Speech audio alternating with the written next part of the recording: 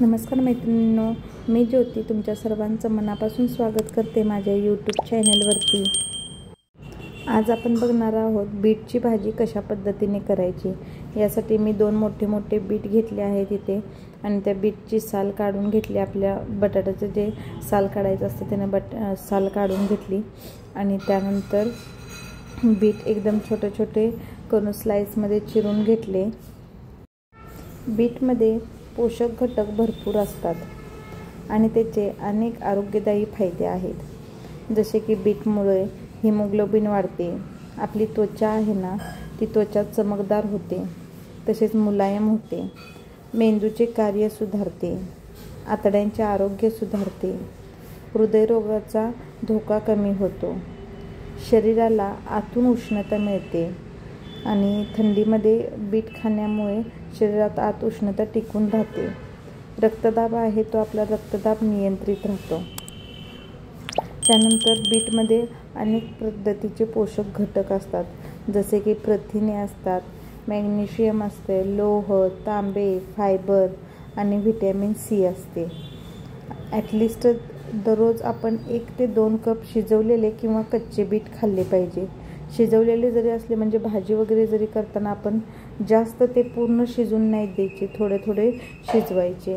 आणि भाजी करण्याची त्याची तर अगदी सोपी पद्धत आहे। आपण जशी बटाट्याची भाजी करतो त्या पद्धतीनं बीटची पण भाजी करायची आहे।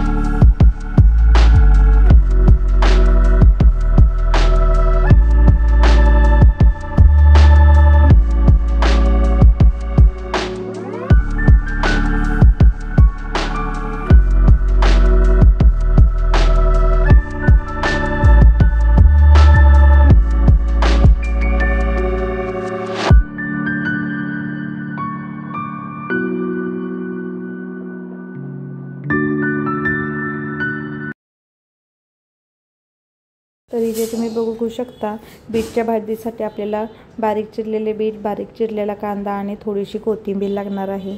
त्याच पद्धतीने तिखट आणि चवीनुसार मीठ हे सर्व लागणार आहे। तर आपण इथे एका कढईमध्ये तेल घेतलेलं आहे आणि त्यात आपण कांदा टाकून कांदा फ्राय करून घ्यायचा। 1 ते 2 मिनटं कांदा फ्राय करून झाल्यानंतर त्यामध्ये आपल्याला गरम मसाला घातलेला आहे मी या इथं, आणि सब्जी मसाला होता माझ्याकडे एव्हरेस्टचा, तो सब्जी मसाला घातलेला आहे।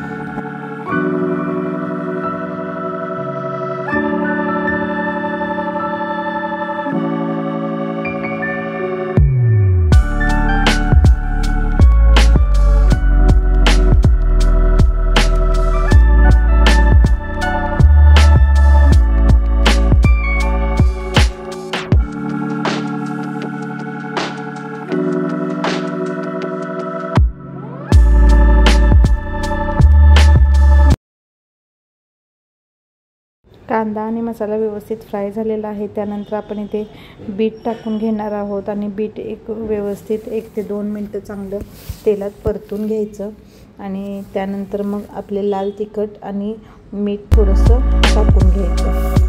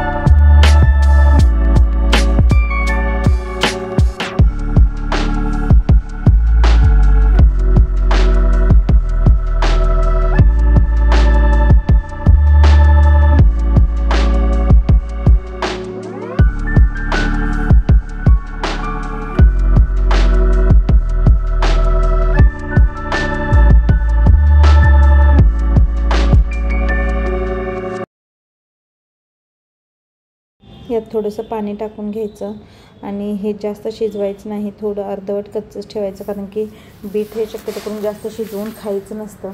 आणि ही अशी स्वादिष्ट भाजी आपल्या सर्वांच्या सोबतच मुलांना देखील खूप आवडते.